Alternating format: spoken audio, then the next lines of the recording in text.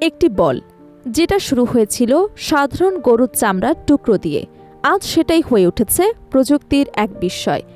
১৯৩০ সালের ধুলোবালি মাঠ থেকে ২০২৬-এর ডিজিটাল যুগ। প্রতিটি বিশ্বকাপে এই বল শুধু রূপই বদলায়নি, বদলে দিয়েছে খেলার গতি, কৌশল আর নিয়ন্ত্রণের পুরো ধারণা। কখনো ভারী লেইস বাঁধা চামড়ার বল, কখনো রঙিন নকশার প্রতীক, আর এখন সেন্সরযুক্ত স্মার্ট ফুটবল। প্রতিটি যুগে এই বলই লিখেছে নতুন ইতিহাস। ফুটবলের প্রতিটি শট, প্রতিটি গোলের পেছনে লুকিয়ে আছে এই দীর্ঘ বিবর্তনের গল্প, যা বদলে দিয়েছে পুরো বিশ্বকাপের ভবিষ্যৎ। আজ আমরা জানব প্রথম আসরের টিম মডেল থেকে এবারে ট্রাই ওয়ানডেতে বিবর্তনের গল্প।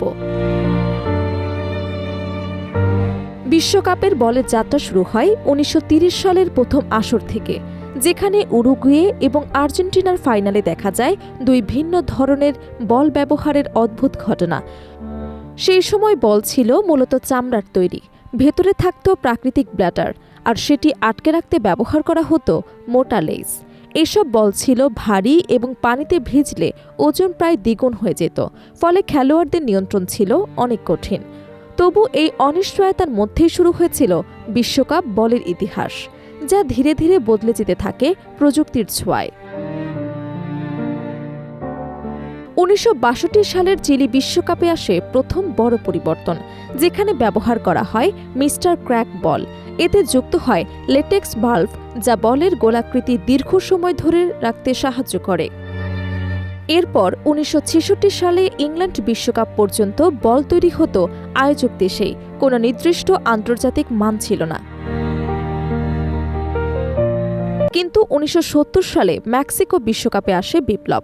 প্রথমবার ফিফার সঙ্গে যুক্ত হয় অ্যাডিডাস এবং তৈরি হয় বিখ্যাত ৩২ প্যানেলের সাদা কালো টেলেস্টার বল, যা টেলিভিশনে দেখার জন্য আদর্শ ডিজাইন হিসেবে বিশ্বজুড়ে জনপ্রিয়তা পায়।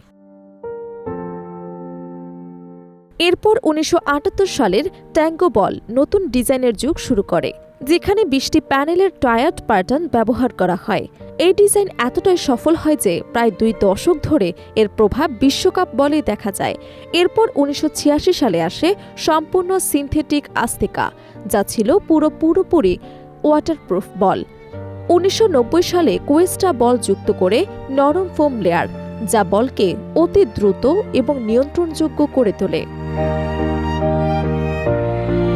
১৯৯৮ ফ্রান্স বিশ্বকাপে প্রথমবার রঙিন বল ত্রিকোলার আসে, যা ফুটবলকে ভিজুয়াল আইকনে পরিণত করে। ২০০২ কোরিয়া জাপান বিশ্বকাপে আসে আরও আধুনিক ডিজাইন, যেখানে ত্রিভুজ আকৃতির প্যানেল ব্যবহার করে পুরো বলের গঠন বদলে দেওয়া হয়। এরপর ২০০৬ সাল থেকে শুরু হয় থার্মাল বন্ডিং প্রযুক্তি, যেখানে সেলাইবিহীন বল তৈরি করা হয়, যা আরও স্মুথ এবং দ্রুত গতির হয়।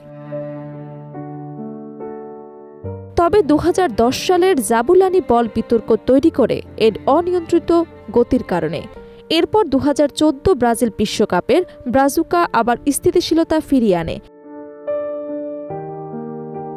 প্রযুক্তির সবচেয়ে বড় বিপ্লব আসে ২০২২ কাতার বিশ্বকাপে আল রিহলা বলের মাধ্যমে, যেখানে যুক্ত করা হয় IMU সেন্সর।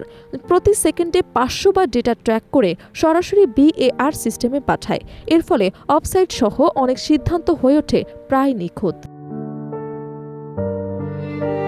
এখন ২০২৬ বিশ্বকাপ সামনে রেখে এই স্মার্ট বল প্রযুক্তি আরও উন্নত রূপ নিতে যাচ্ছে, যেখানে আরও দ্রুত ডেটা ট্র্যাকিং এবং উন্নত সেন্সর ব্যবহারের সম্ভাবনা রয়েছে।